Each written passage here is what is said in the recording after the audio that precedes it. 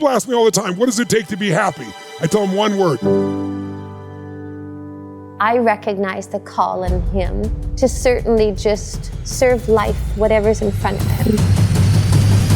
I grew up in a pretty tough environment. We were very poor financially, but probably more poor even emotionally. Because I asked, how can I turn my life around? I started getting new answers. You know, they say, ask and you shall receive. One word difference is a different life.